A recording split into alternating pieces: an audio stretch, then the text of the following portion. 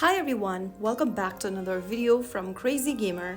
Today in this video we are going to be learning how to change graphics settings in Plants vs Zombies 2. If you want to make Plants vs Zombies 2 run smoother or look better on your phone, this quick tutorial will help you.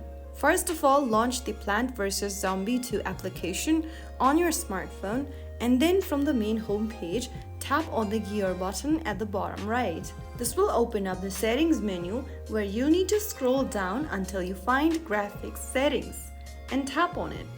Now, you will be able to see the graphics settings menu.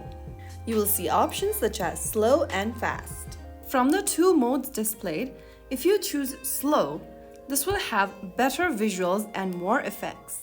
If you choose fast, you will be able to change to lower graphics, smoother gameplay and better battery.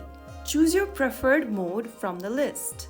And once you do that, you can get back to the main game menu, and that's it. You've now changed the graphic speed in Plants vs Zombies 2. If your game was lagging, using fast mode should fix it. If you want a smoother animation, try slow mode on a high-end device. If you found the video helpful, don't forget to like, share and subscribe to the channel. I will be back again in the next video. Thank you for watching.